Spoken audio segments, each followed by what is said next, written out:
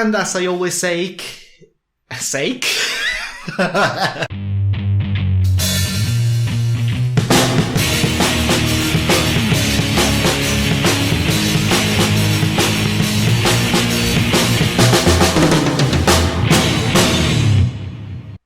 homebrewers, YouTubers, brewtubers, tube brewers, and all that. How are you doing? I hope you're having a fantastic week so far. Today I've got 3 things for you. First, the taste test of this beautiful beer. This is the Espresso Vanilla Stout we brewed in episode 20.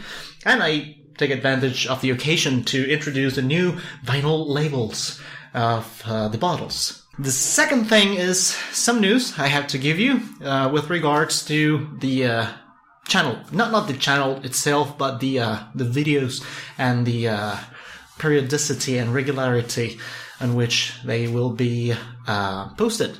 And number 3 is a surprise. So if you want to know what it is, you'll just have to wait until the end of the video. Or you can skip and then come back, whatever you want.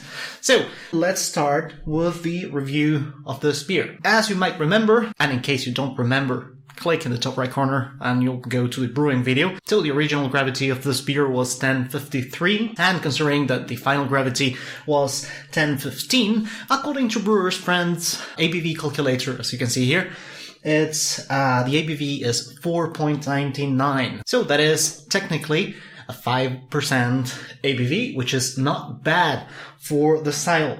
Bottle conditioning. It has been bottle conditioning for more than a month. I am not too sure if it's a month and 2 weeks or actually a little bit more. So I think it's more than enough for it to be ready to be enjoyed today. One last thing before opening it.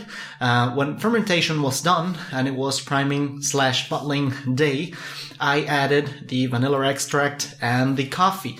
I took some pictures, even if, it's really simple what I did. I have a bean to cup espresso machine, and as you can see here in the picture, it uses coffee beans, and then it grinds it, and then it brews. Very good coffee, I may say. So here, as you can see, I brewed 2 espresso coffees. That equals to 50 milliliters of espresso. And next to it, as you can see in the tiny cup, there is 20 milliliters of vanilla extract. So I just poured it along with the priming sugar and, well, just gave it a good old stir and bottled the beers. And this is what we've got here. So without further ado, let's crack it open. Woo! That is more than a decent amount of smoke coming out of the bottle. Let's pour it. And as you can see, with little or no effort, it has more than a decent amount of carbonation. It's a sort of a beige or very light brown head. Very nice. That is, it looks like it's very consistent, and I'm happy for that, because that was one of my intentions when brewing this beer. As you might remember, I just used my recipe for the dry stout. I just skipped the sour beer addition, and instead I tried the step mash method. And I think it's working. The head is there, but there's a lot of bubbles, and they are forming the head from the bottom. Actually, so I think the head is, even if it has dissipated, I think it's gonna last. If that's the case, the step mash works. Let's give it a sniff. Wow. All right. Here it is. One thing that I was worried was the amount of coffee and vanilla, because I didn't want them to be overpowering, but they are not. At least from a smell perspective. I'm getting vanilla, very nice, lovely. Then coffee, and in an equal amount, there's the characteristic smell of a dry stout. Beautiful, beautiful, beautiful. So at least, again, from an aroma perspective, that's good for me. That's a good thing for me. So now let's go to the most relevant part of the taste test. Cheers!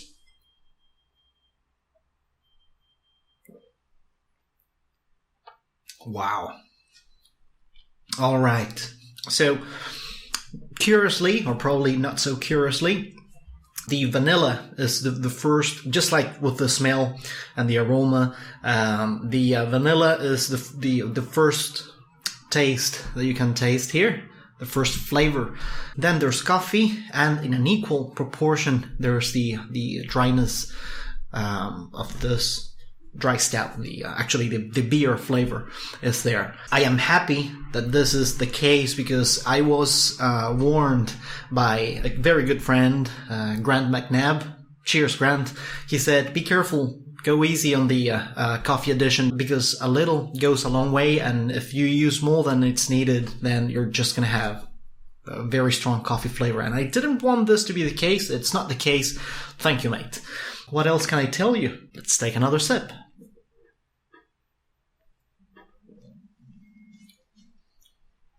It's yummy. It's wow. And actually, this gives me an idea. I haven't said that in this channel or in any of my videos, but I've told my friends I'm never gonna mix cooking or food with the beers. This is a beer channel, but it so happens that my wife, she makes a Guinness cake. I'm really sure you know what it is, but in case you don't know, it's a chocolate cake that uses a pint of Guinness within the ingredients, and it's so good. I mean, the one that she makes is very, very good, and now I'm thinking that I will probably ask her to make that cake with this beer, because if it was good already, I think it's going to be even better. Another thing that I could tell you about this beer is that I'm glad I didn't use any aroma or flavor hops, only bittering hops, because that allows it to be balanced in terms of the bitterness. There's no sweetness here, or I would just say just a little, almost unperceivable amount of sweetness, and it goes really well with the coffee and the vanilla. And a curious thing is that I'm getting some chocolate flavor here as well. So, a dessert on its own, and a very beautiful beer. So I will call it another success, and I will certainly rebrew this beer just to keep a stock because this one's good. This one is really good. If you like to get yourself into the adventures of adding some unusual flavors to your beer or ingredients to your beer, then try this. This is a good one. This is a good point to start experimenting. If you like coffee, if you like vanilla, if you want to have a dessert beer, so okay, this is a very good one to start with. And as I was saying, look at that. The head is very stable. It remains there.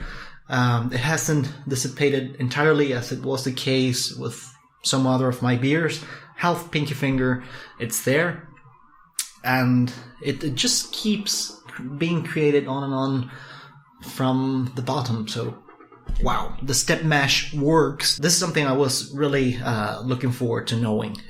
Does it work? Doesn't it work? Because the malts, and I don't want to get into details, but now the malts are highly modified in terms of genetics and all that. So there's people that say that the step mash simply, it doesn't have a purpose, it works for nothing. But as you can see here, it's not useless, it works. Now I'm gonna keep doing this. In all of my brews, I'm gonna step mash. That's clearly a thing that worked for me. I hope it works for you. Tell me what you think. But this is, I mean, look at the creaminess of this. It's just lovely. I love it, and I recommend you to brew it.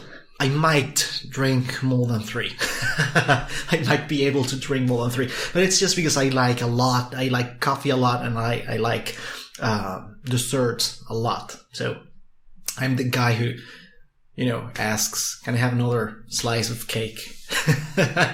Always. So yeah, very, very nice beer.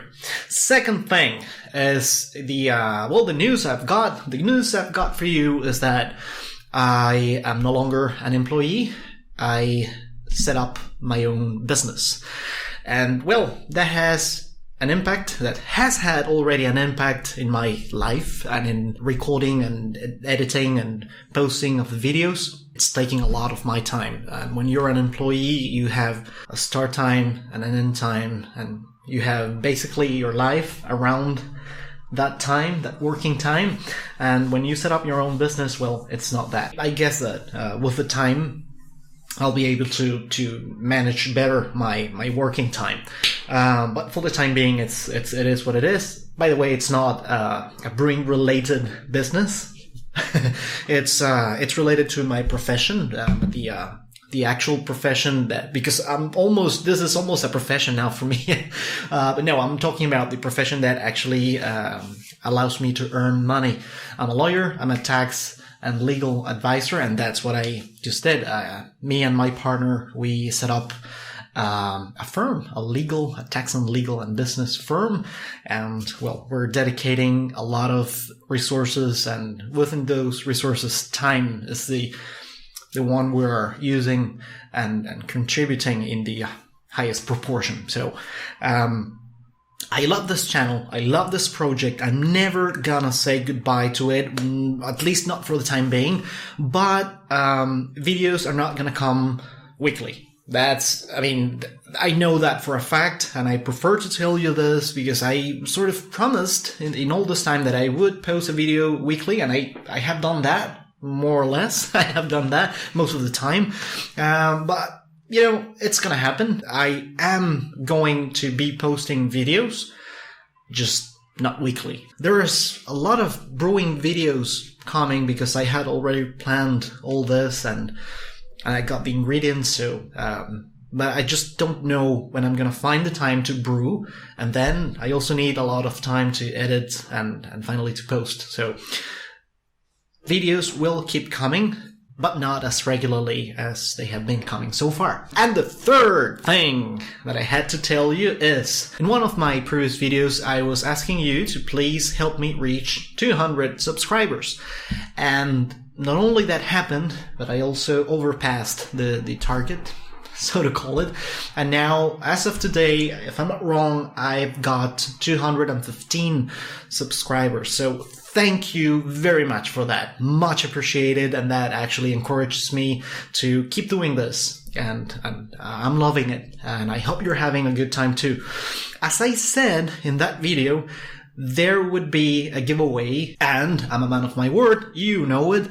And, I am giving a beer. I'm giving a beer to a special person that will be democratically elected. All you have to do to enter the raffle, so to call it, is just leave a comment in the comment section below saying, I would like a beer, or give me a beer, or I want to participate, whatever you just say beer. Even if you just say beer, you'll be added to the list of participants, and I will choose one and I'll send the beer to your place. Unfortunately, it's not going to be one of these beers, but it's going to be a wonderful beer. It's going to be one of the Mosaic Pale Ales that I'll just bottle some days from now.